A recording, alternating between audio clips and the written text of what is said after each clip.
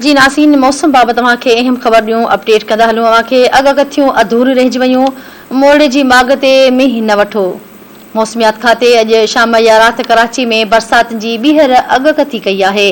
Chief metrologist सरदार सरफराज़ अहमद चयो आहे त मॉनसून सिस्टम सिंध बलोचिस्तान राजस्थान ऐं अरबी समुंड में मौजूदु आहे, जेको अॼु राति मींहं जो सबबु बणिजी सघे थो।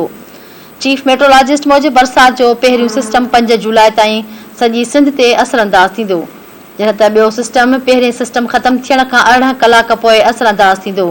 शहरी इंतज़ामिया पारां कराची में नालनि जी सफ़ाई अञा ताईं न कराई वई आहे, जॾहिं त अहम शाहराहनि ऐं इमारतुनि ते लॻल बिल बोर्ड्स ऐं होर्डिंग्स बि न हटाया विया। तव्हांखे अहम ख़बर ॾियूं पिया, अपडेट करे रहिया आहियूं मौसम बाबति। तव्हांखे ॿुधाईंदा हलूं त अगकथियूं अधूरियूं रहिजी वयूं आहिनि, मोड़े जी माग ते मींहुं न वठो आहे। मौसमियात खाते अॼु शाम या राति कराची में बरसात जी ॿीहर अगकथी कई आहे।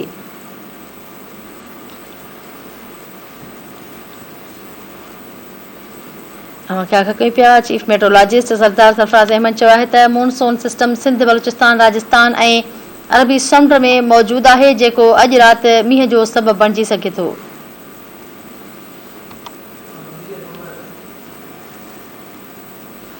जी नासीन अपडेट कनि पिया मौसम बाबति तव्हांखे। चीफ मेट्रोलॉजिस्ट मूजिबि बरसात जो पहिरियों सिस्टम 5 जुलाई ताईं सॼी सिंध में असरअंदाज़ थींदो, ॿियो सिस्टम पहिरें सिस्टम ख़तम थियण खां 18 कलाक पोइ असरअंदाज़ थींदो।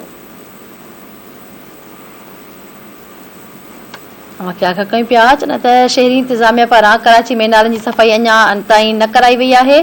अहम शाहराहनि ऐं इमारतुनि ते लॻल बिल बोर्ड्स ऐं होर्डिंग्स बि न हटाया विया।